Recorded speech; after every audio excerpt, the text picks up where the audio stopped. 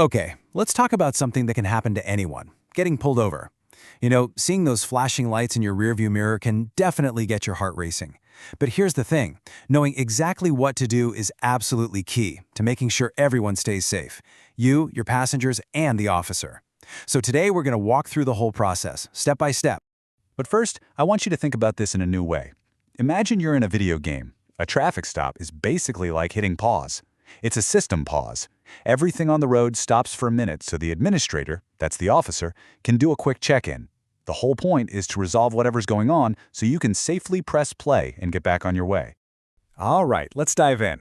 So you see those lights flashing behind you?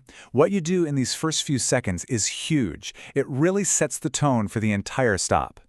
Your very first move? Flick on that right turn signal. Instantly, you've told the officer, yep, I see you, I'm pulling over. Next, you want to get your car all the way onto the right shoulder, and hey, if it's dark out, try to find a well-lit spot if you can. Just makes things safer for everyone. Oh, and here's a really important tip. If you're right in the middle of an intersection, don't slam on the brakes, just drive through it and then pull over to the right. It's all about showing cooperation and finding a safe place to stop. So, you're safely on the shoulder. Now what?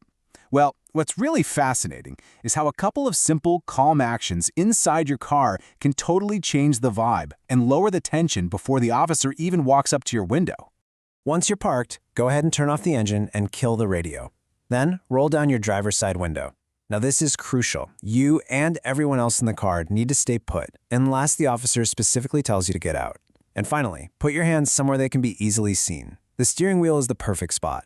Every single one of these steps is about taking the guesswork out of the situation and just building a sense of safety from the get-go. And you know what? Let's just pause on this one for a second, because it is probably the single most important thing you can do for your own safety. Keep your hands visible. Think about it from the officer's point of view. They're walking up to a situation they know nothing about, and their training zeroes in on a person's hands. Visible hands are just a universal signal that you're not a threat. It calms the situation down immediately, and that helps keep you safe. Okay. So now let's talk about the interaction itself. This is the status check part of our little system pause. You've already laid the groundwork for a safe, calm interaction. And this right here is how that conversation kicks off.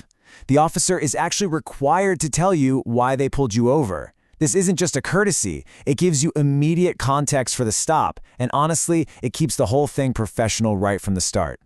Now, the officer is going to ask for your documents. You'll need to show your driver's license, proof of insurance, and vehicle registration. And here's another pro tip. As you go to get them, just tell the officer what you're doing. Something simple like, okay, my registration is in the glove box, or my wallet's in my back pocket.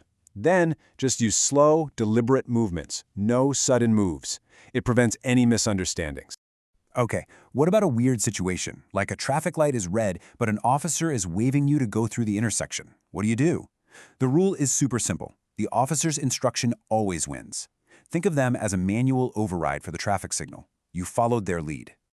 Following the procedure is one thing, but you also need to know the terms and conditions, so to speak, of this system pause. Understanding your rights is just as important, and it helps you handle the whole thing with a lot more confidence. This is a big one, right? An officer might ask if they can search your car. So, what are your rights in that moment? The bottom line is you have the right to say no. You can just state clearly and calmly, "Officer, I do not consent to a search." Now, here's the important follow-up. If the officer says they have legal authority to search anyway, you should not physically resist them or get in their way, but you've made your position clear. Almost everyone has a smartphone these days, so it's a common question. Can you record the traffic stop? Let's take a look. And the answer is yes, you can. The First Amendment protects your right to record. But there's a really important catch. You can't interfere with what the officer is doing. It's usually a good idea to just let the officer know that you are recording. It keeps everything transparent. So, let's bring this all together. What's the main objective here? It's to get through this system pause as smoothly and safely as possible so everyone can get back to their day. Really, when you boil it all down, it's about safety through clear communication. If you can remain calm, keep those hands visible, avoid any sudden jerky movements, and just follow instructions, you are actively helping to de-escalate the entire situation. You're making sure that procedural check-in is quick and professional so everyone can hit play again and move on safely. So, knowing the procedure is step one. It's your playbook for a safe interaction. But that bigger question of how we make sure every single traffic stop ends safely for both the public and for law enforcement, well, that's a shared responsibility. And it's a conversation that's much, much bigger than any one driver or any single stop.